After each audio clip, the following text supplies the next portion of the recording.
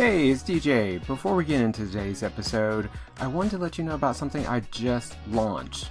If your caseload isn't full and you're not sure why, I think my new full practice review can help. I personally audit your Psychology Today profile, your website, your Google business listing, your social media, everything you have out there. And I tell you exactly what's working, what's broken, and what to fix first. You get a scored report, a custom niche statement written for you, and a strategy call where we walk through everything together.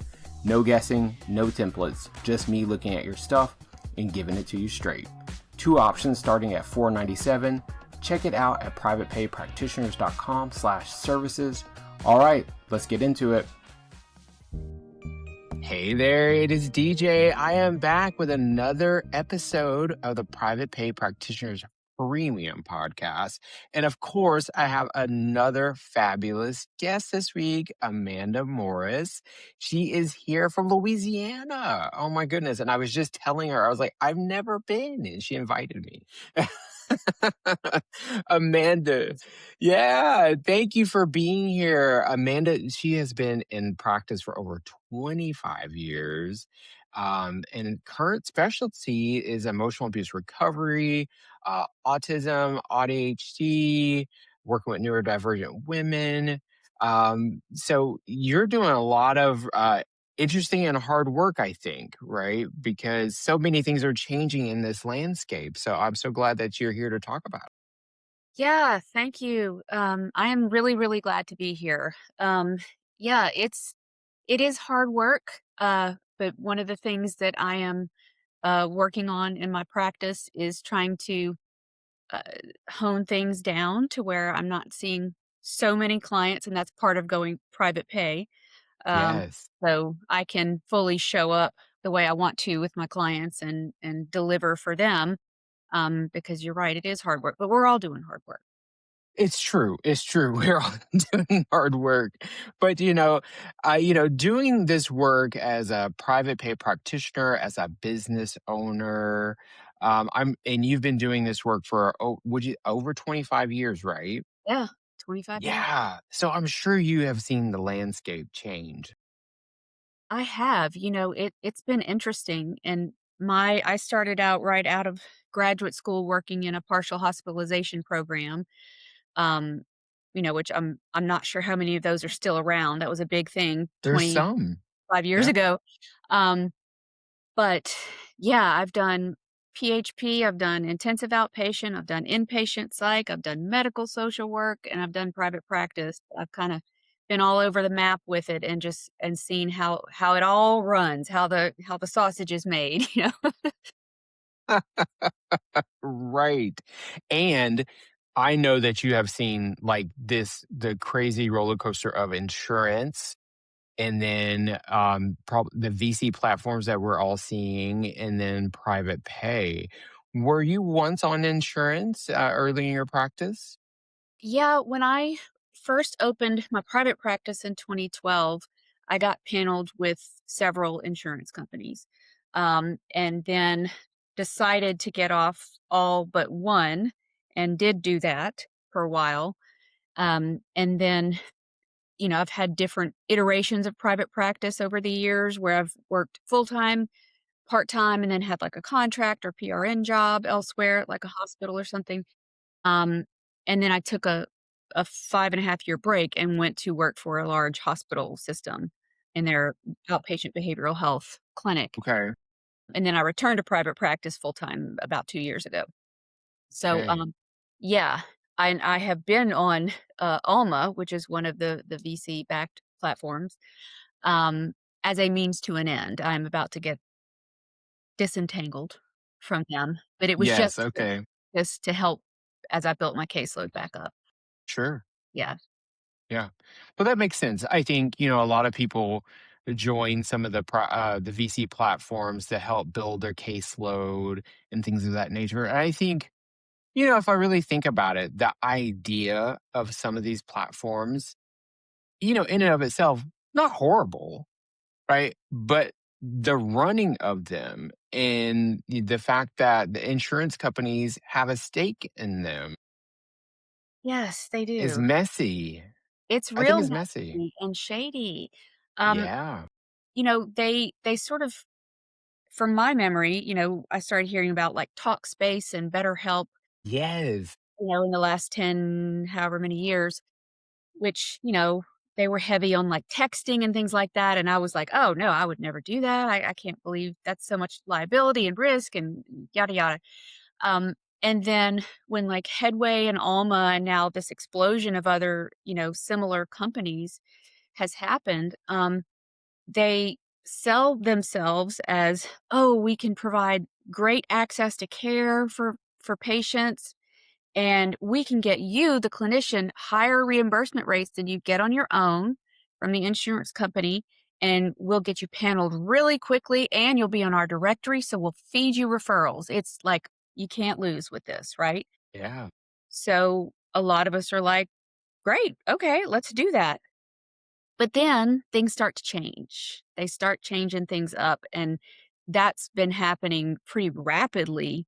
At first, it was kind of just, you'd have referrals for a while, and then they kind of gradually kind of dry up. Now they're getting bought and sold, and they're in bed with the insurance companies, and it's wild out there.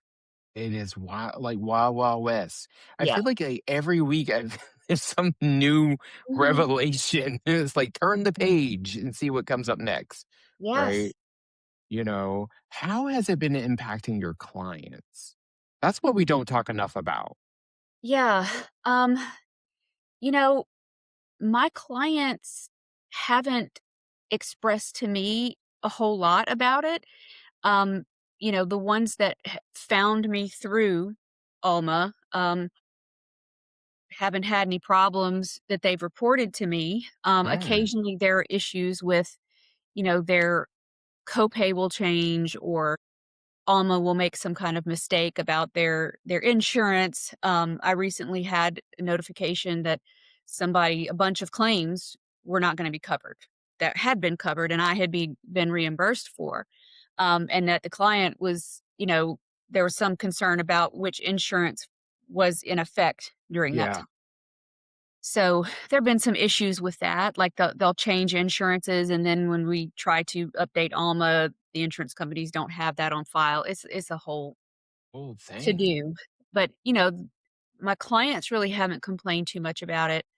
Um, but from my end, I see what's happening and that they are increasingly exerting control over the data. They're trying to create an entire ecosystem that owns you, owns the client data. They have their own EHRs. I can't with Alma in particular, I can't send anything to a client to get just their insurance information onboarded without also sending at least one assessment. So yeah, so it has to happen. So they're getting something. They're getting something besides just Yeah. that. So if you wanna just use it for insurance billing and things, they're still gonna collect some data. They're getting data, They're getting which they're data. feeding to AI. Yeah, they're training their AI models, and, like, it's just a whole, it just feels really gross and icky, and like they are trying to edge us out of a job, which I don't think they'll be able to do because you can't replace a human being and the That's nuance, you I know, agree with you. but Yeah. they trying.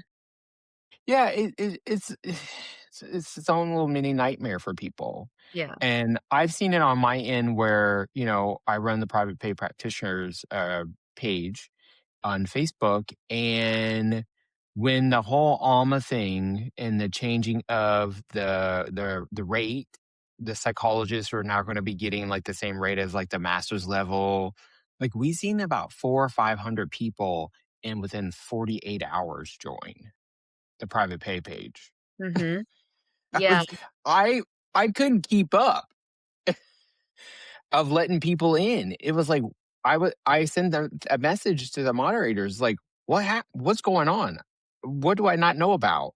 Because sometimes it happens. Someone goes into it like a like a, let's say, a Louisiana specific therapist page and say, "Hey, everybody, I just joined private pay practitioners," and then like 30 people will show up, and I'd be like, "Where are all these people from Louisiana coming from?"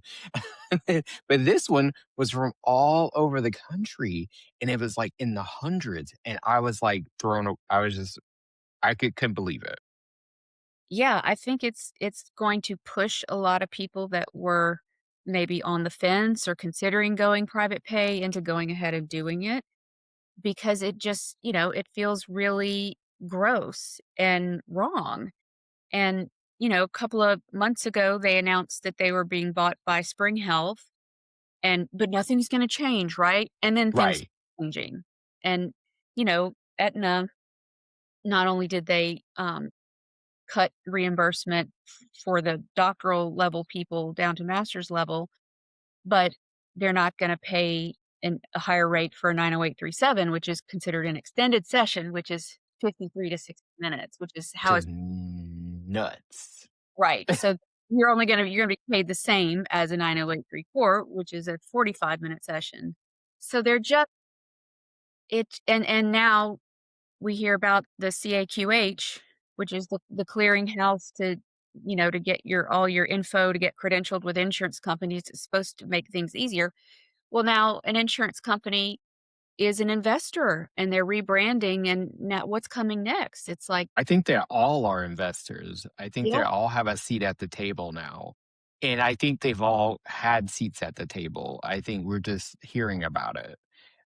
None of this stuff has been done like in a vacuum. They've been doing it together, in my opinion. Like they're all sitting in a boardroom figuring this stuff out. And it's just like, listen, they're running a business. They are running a business, but I'm not going to let them put me out of business because I've gone down that road already with insurance companies and like these clawbacks and stuff. That's the reason I got out of the insurance game because they were taking monies. And, I got my last insurance check about 6 months ago from 10 years ago. Yeah, because they've had to file bankruptcy, and I was like the last on the list.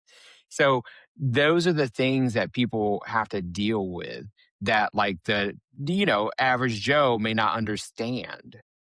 And so I think it's important for us as providers to really clue our clients in on what's happening. Why aren't we making this shift? Why are we going from 53 or 55 minutes to 45 minutes? yeah, and it puts you in a really awkward position as a clinician when your clients are accustomed to having, an hour with you.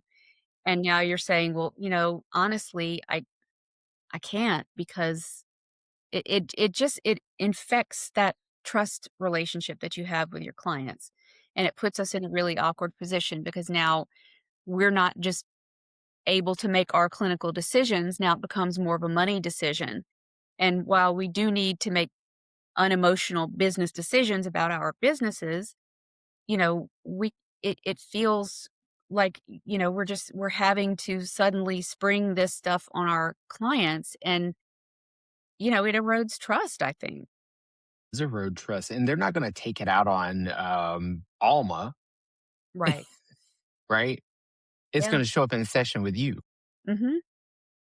Yeah, and, the economy's not good, everybody's stretched really thin, and, I think it's certainly created a panic in therapists, um, but I think, of course, that's gonna affect our clients too. I know, I know. I'm sitting with so many providers and just offering sometimes just an ear, like just let it out because I'm trying to understand, you know, and support my peers, my colleagues in this situation. And it's just, it's so disheartening. It really, truly is watching people's entire businesses sometimes have to close up shop. Yeah, and it was already, challenging to make ends meet, and, I've been doing this a long time. I When I was younger, could do more. You get into your 40s though, things change, and especially with, like, perimenopause and autistic burnout, you just don't have the capacity to do what you used to do, and I see a lot of younger clinicians, who are getting into private practice and they're seeing, 8, 9, 10 clients a day. And that is not sustainable. And whether you take an insurance or not, if you're taking insurance and in order to make a halfway decent living, you have to see that many clients a day, you can't do it. And it we're burned out. And so, of course, it affects the clients because if I have to see that many people and I deliberately decreased the Yeah. amount of people I see every day from 6 to 4, and I cut out an entire day of the week. So I only work 4 days, but I had to raise my rates in order to do that. But it's just not sustainable to be on insurance because they don't reimburse well to begin with. They don't raise our rates. They often decrease them. And Absolutely true. we have to see too many folks, and we're not doing ourselves or our clients any good that way. I know, I know. And then listen, like, we had a discussion last week on the Facebook group about like kind of things that we bring from our other experiences, like working at community mental health or group practice or whatever. And one of the things that showed up a lot was like people thinking that they had to carry such a heavy caseload. Like I to this day still know people seeing 30 people a week in private practice. And I'm just like, you gonna have to wake up. Yeah, yeah. You maybe you can do that now, but I promise you that is the fast track to burnout. And Yes. you will not be able to do that throughout your entire career unless, you got some chemical help or something, or you're in a manic Yep. episode yourself because And can't keep yeah, up. that might be true for I don't know, I hope not, but yeah, to be able to see so many, but I remember that. I remember when taking insurance, seeing 20 plus people a week, Yeah. I was doing and that a couple of months ago. I was oh my goodness. I was seeing up to 6 people a day, Monday through Friday, and, so I was often seeing over 20, 23 up to 27. It was killing me. It was killing me. Yeah, goodness. How did you know that it was too much? Um, I when I got when I left my hospital job where they would schedule us for 8 people a day, I don't know how it lasted 5 years. Um, anyway, I thought, "Okay, this is heaven, but I'll see 6. If I could tolerate 8, 6 feels like a vacation." Except, it doesn't. And then when I'm reaching myself autistic burnout and work burnout, it just hit me like a ton of bricks. All of a sudden, I had 0 energy, and I would be so anxious about going to a job that I love with clients that are, 95% are my ideal clients. I shouldn't be feeling like this. But I was just like every day started to feel like a slog, and I started to kind of hope that somebody would cancel or no show, and I was like, "This is not good." My goodness, I remember those times. Yeah, Yeah. and I'd come home and I would just wanna get in the bed, like and I like to exercise. I mean, I'm definitely, autistic and an introvert, but, like, I would still have some energy to, like, do stuff, on my own, and I just didn't. I just had nothing. I would be all out of gas at the end of the day. Yeah. It's not a good feeling. No, at all. And it's not a good feeling when you notice it and you're noticing it impact your relationship with your clients, and that feels horrible, And so we all have to like think about like what does our good self-care look like? Right. We talk to our clients about self care, and I think for almost all of the people that I support, like on this transition off of panels, it's like this is self care, Mhm, mhm. right? Yes, it absolutely is. You know, there is this especially for social workers, but I think it's also true for counselors, psychologists, MFTs, anybody in this counseling therapy field. Our origins are in the poorhouses helping the people who were struggling the most and the disenfranchised. And we think about that, this, and for most of us, this wasn't just a job or just a, I'll go be a therapist. It's a more of a vocation and a calling. And so we highly identify with and value the work that we're doing. So, um, it's very meaningful. But it's at what cost? We're not actually doing as well as we think we are when we're trying to go beyond our capacity, and we gotta be real about that. Like, We gotta be real. Yeah. I'm good at 6 people a day. By number 5, I don't wanna be number 5.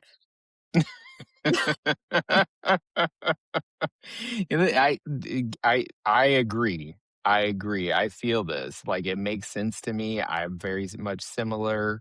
That's why I try to have different things that I do to Mhm. try to balance, right? Like now I'm doing clinical work and like professional coaching for sure. Have been doing that this whole time, but it's like I'm really like leaning into it.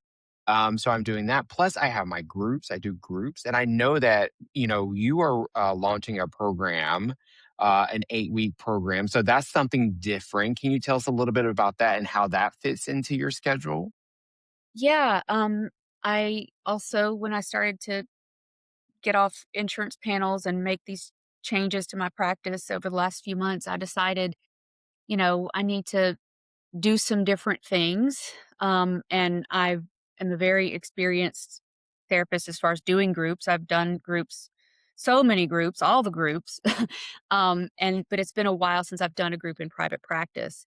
And so I thought, I'm a big proponent of group. I've been a member of groups and seen what it can do. So I created an 8-week online therapy group. And I chose to do it online simply because I'm only in a rented office space 2 days a week, so I can see people locally. It's just not big enough to comfortably fit, people for in person.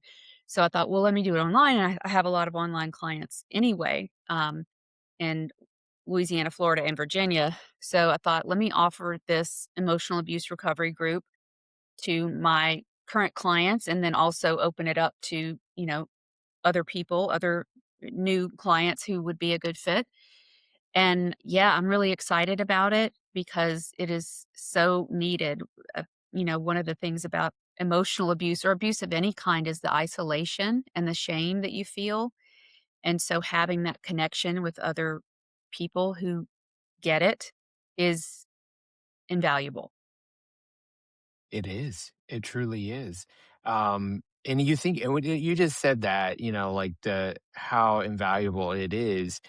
The reality is this, that Facebook group that we are a part of, that's an emotional abuse recovery group. Yeah, right.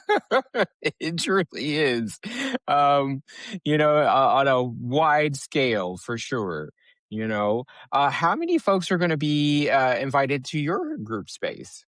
Um, I decided to cap it at 8, just because, in my experience, and I think also the research shows that when you go any higher than that, it's too many people.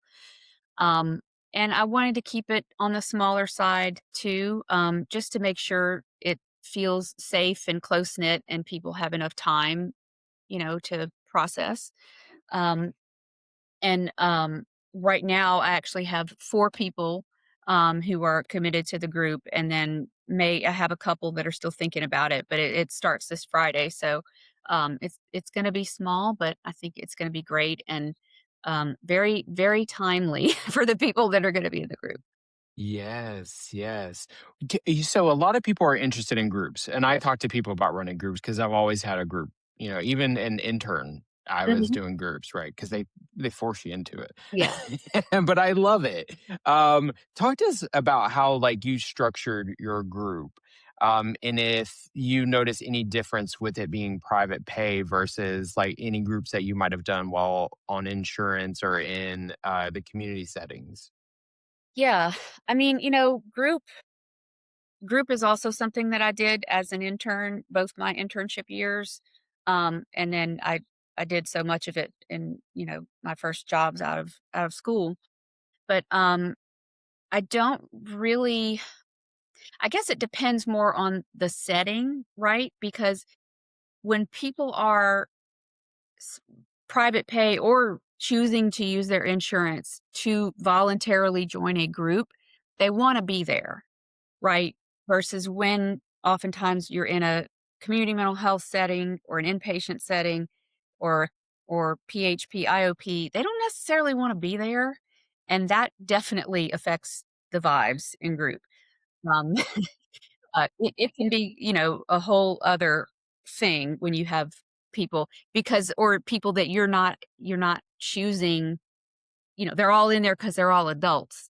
It's like that's not enough criteria to, like, put people into a good therapeutic space. There needs to be more than that in common, and they need to be motivated to get, like, the group process going. So, it's great when you can handpick who comes into your group because the folks that are coming in from outside that I wasn't working with on an individual base previously, um, they had to do a video screening with me and fill out an Yeah. intake form, and I had to make sure that they were, appropriate. So when you get to carefully select that, I think it creates a better experience for the group members because there's some kind of safety built in there. It's not just kinda any old person just signing up for the group. Yeah, somebody just walking off the street. Do you charge for your group intakes? Not the intake, and that's I do a free consult anyway, whether it's an individual client or a group client. Um, and for the group intake, once they decide they want to be in the group, I invoice them. I had three payment tiers that I created just to make it somewhat flexible for people. And so once they pay the invoice, then I send them the welcome letter and the group intake and the group rules and all of that stuff. Um, but yeah, no, they pay the payment structure that I decided to do, and this was new for me because in the past, in private practice, I took, insurance for group. Um, but this way, I offered a pay in full and knock $100 off the whole fee if you pay in full upfront, and then there was an option to pay it in 3 installments. Um, Mm. just paying the first installment to be added to the group or pay the group rate for each group session. Um, so yeah, that I felt like added some flexibility for people because people have different ways they prefer to do it, and, also to make sure that I'm not just, like, creating all of this, for people to just not show up. Because I know if I pay Yes. at least a deposit on something or pay for it ahead of time, I'm showing up. I hope most people will do that, they put money down and they show up. But after all these years in private practice, I've seen people put money down and still not show up for whatever reason, right? But Yeah. yeah, like having that structure in place, and I think what you're describing is like this flexibility for payment terms. Did you set that up on like your website or Squarespace, or how did you do that? Um, I'm not doing it taking any payment through Squarespace just because, um of, I guess, HIPAA for some reason, and I could be wrong about this, but, um, I didn't want to be collecting any what could be considered protected health information along with payment or anything like that.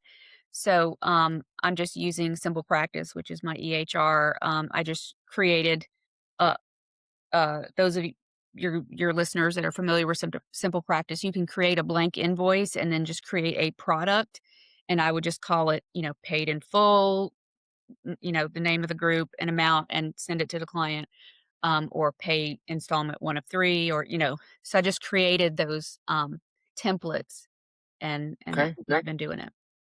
Yeah, that's Yeah, that's great. I mean, however you can get it done. Yeah, and it also helps to have that, just all inside my EHR so everything's together. So Yeah. Yeah, it makes it a smoother transition, everything is all in one spot and the clients aren't confused. They're not going from here to there or everywhere else.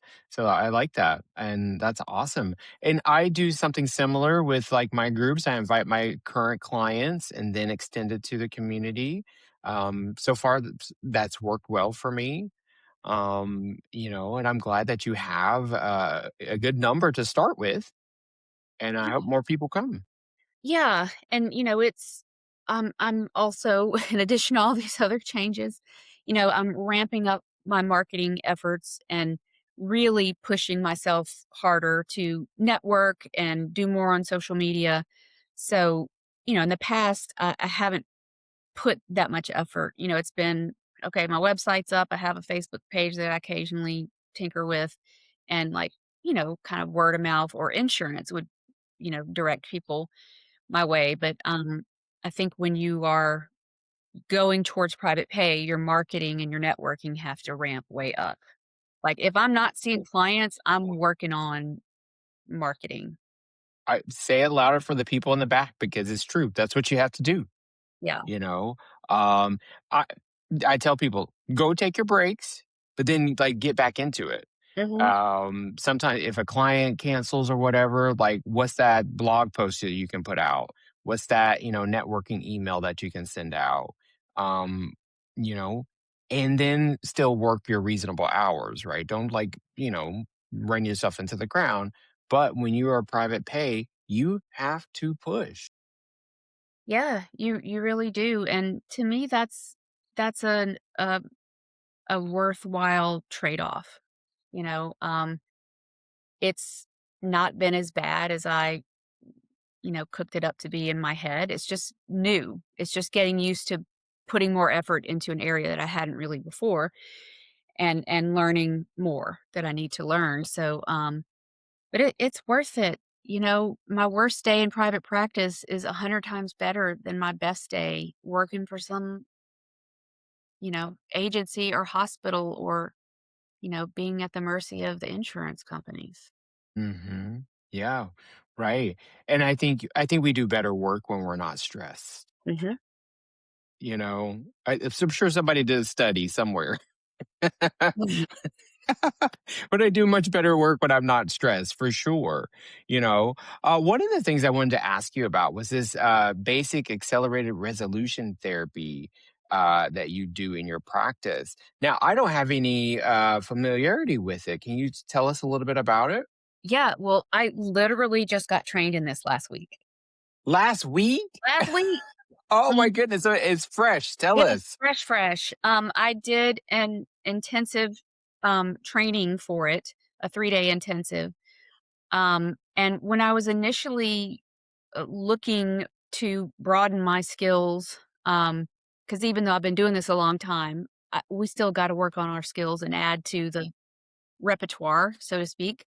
So I was looking at IFS and brain spotting and EMDR, and I was like, God, IFS, there's like a wait list, and you have to, answer their riddles 3 to, get in the door. And it's like EMDR, and it's expensive, and then I happened to see a therapist in one of my local Facebook groups saying that she was doing the training, being the trainer for ART, and I wanted to know more about it, so I set up a call with her, and I thought, "This really sounds like a good fit for me," and it is has some similarities with EMDR because there is use of the rapid eye movements, to Oh, process, but there's a lot of ways that they're different.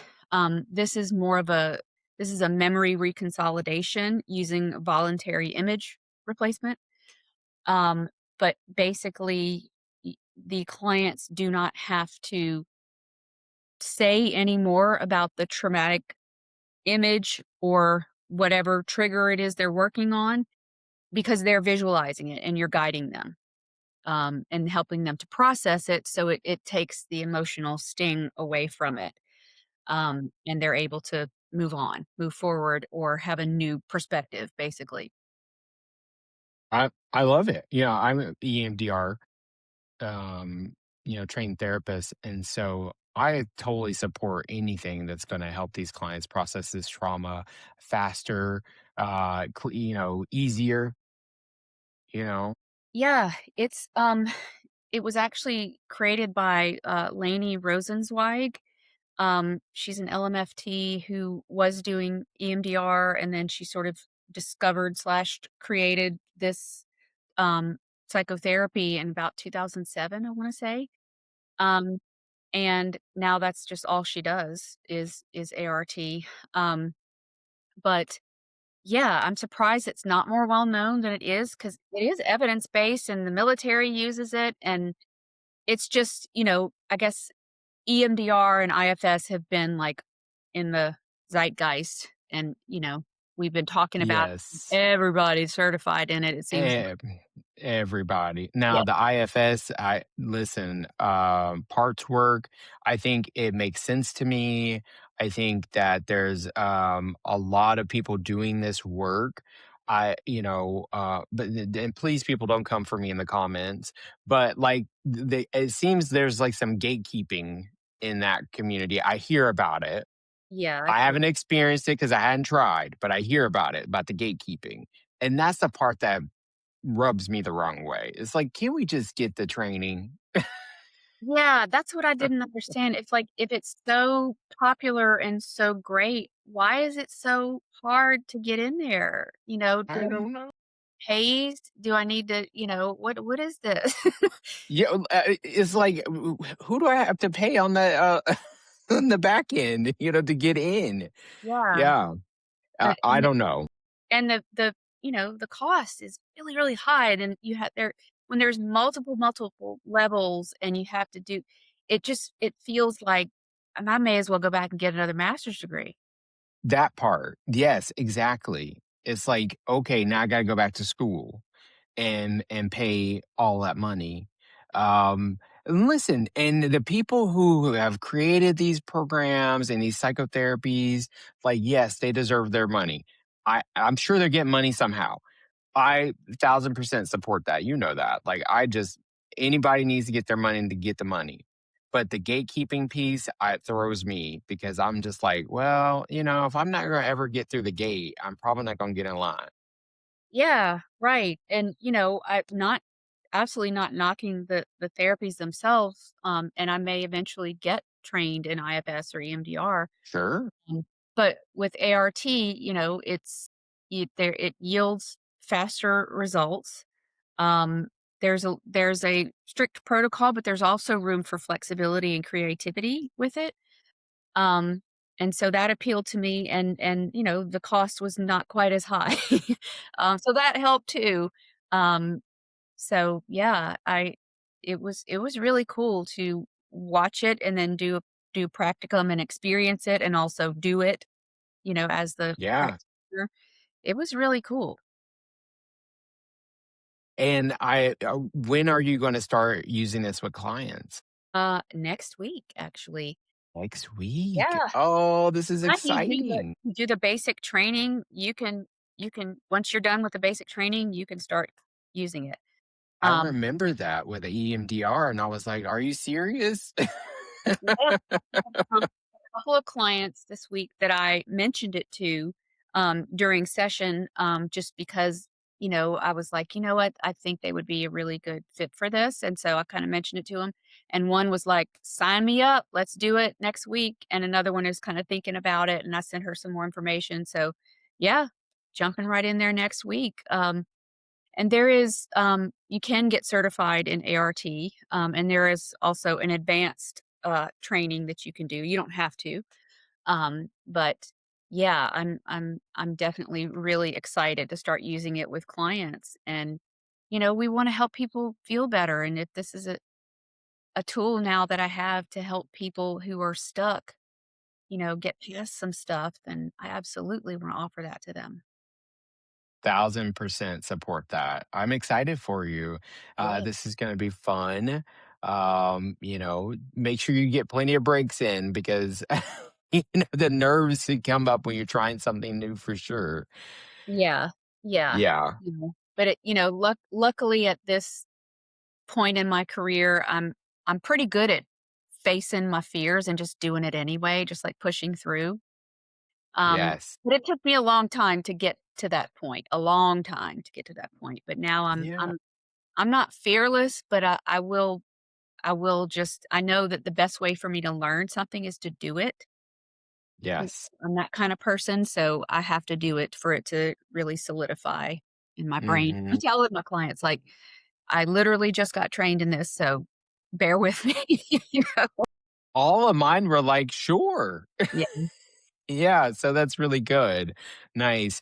One more thing that I wanted to ask you about before we close this evening. I wonder if you bring your lived experience into your work, like in your, in your talking with your clients about the experiences they're having, how much do you disclose? Because this has also been part of a conversation that we've been having on the page. Yeah, the old self-disclosure thing.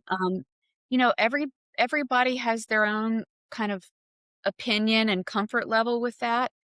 Obviously, we need to all make sure that we are holding boundaries and never making it about us in session. And it needs to truly be something that you think is going to be beneficial for the client, and you're not doing it to get your own needs met in some kind of way. Um, I would say that I'm much better about that now. Um, Not that I was ever, like, oversharing too much in the past, but I'm very, very careful about it, now. And I really try to make sure and check myself, but when I'm thinking about, "Well, maybe this might be something to kinda share," I'm real careful about it because I don't want the client to feel like they need to take care of me or that I'm making it about me, because they're there for them. They don't wanna know that much. Some kinda do, but they really don't wanna know that much about our stuff. Some definitely want to know. And it's our job to hold the boundary for them. Yeah, Many of our clients may not have experienced many healthy boundaries before, so I take that pretty seriously. But that being said, sometimes if I feel like, for instance, I've disclosed to clients that, yeah, I've experienced emotional abuse before, and and I had therapy and it really helped me, or um I know what that's like. Um or being someone with late diagnosed autism and ADHD. um yeah, if I can sometimes say, I, this is what I can relate to, or yes, I've seen that before, just but always kind of walking that line of sharing enough of being a human but not making it about yourself. sharing enough of being a human. Yes, absolutely. We're human. Mhm. We're human. And that's the thing that is always going to be sought after, in my opinion, over AI. So let's keep being humans and supporting our clients and getting the money that we need to feel sustained, right? Because if we're taking good care of ourselves, we can show up and take care of our clients. We can get the trainings that we need to have. Because let me tell you, the CEU market, I swear, is just as bad as the trainings. Oh yeah. Right?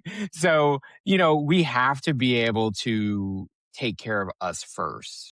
We have to have a solid foundation to show up and do this work. We do, and we have an ethical responsibility to our clients to take care of ourselves. Yes. It's not unlike, kids do as well as their parents are doing kind of thing.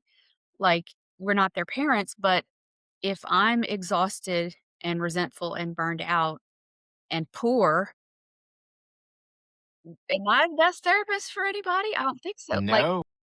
and this isn't about, like, ooh, capitalism, but like we have to think about, we need a life too, and we need to be able to retire one day, and we did Yeah. go to a lot of school and get a lot of training and develop a lot of skills. Lawyers provide a necessary service, but they don't sit around wrestling and twisting themselves into knots about raising their fees. Yeah, I don't know any that do that. No, the fee is the fee, and you either pay it or you go down the street to somebody else.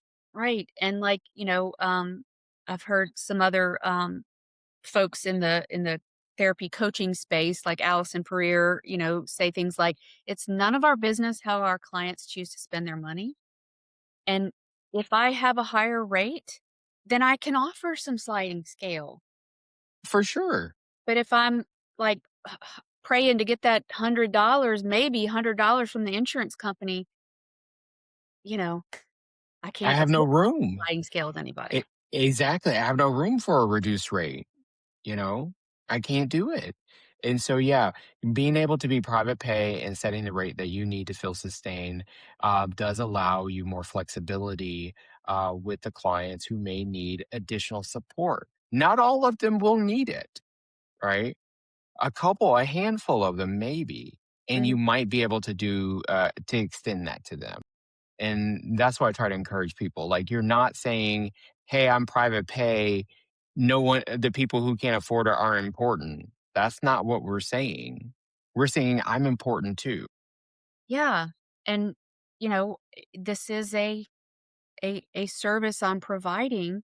If I want to go and volunteer on my own time, I can go and do that. Uh, I can give back to my community and people around me in lots of ways. But therapy is your business, and you have to yes, be able to treat it like that. And I think there is a way to find a happy medium. you said it best. Yes, thank you. Amanda, it has been a pleasure meeting you. And I'm Same. going to have to get down to Louisiana. I mean, I'm already in Georgia, so I'm like almost there. It's probably like a 2-hour plane ride to New Orleans. I Is mean, look, it? you could stay with your friend, call me, I will meet you down in New Orleans, and Oh, goodness. I'm gonna have to add it to the list of things to do in life to thank come you hang so out in much. Louisiana. I really appreciate you, Yeah. allowing me on your podcast, and, thank you for your group and all the things that you're doing to support other therapists. It's You're great. so welcome. Yes, please tell the people where they can find you. People can find me on my website at amandamorristherapy.com. I am on my social media handle on the usual socials as Amanda Morris Therapy.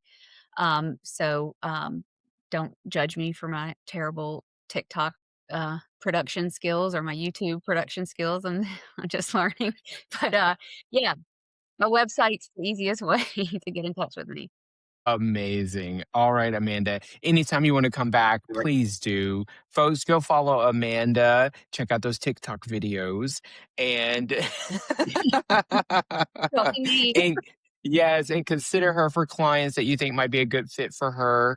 And I am DJ Burr, and I'll be back next time with someone equally fabulous. All right. Have a good night, everyone. If you've decided to move toward private pay and you're not sure what to do this week, the Quick Start Toolkit is built for exactly that moment. It walks you through week 1, week 2, week 3, and week 4. Niche statement, referral outreach, your 30-second intro, and a 30-day action plan. Read it in an hour, come back to it when you're stuck. $57 at privatepaypractitioners.com.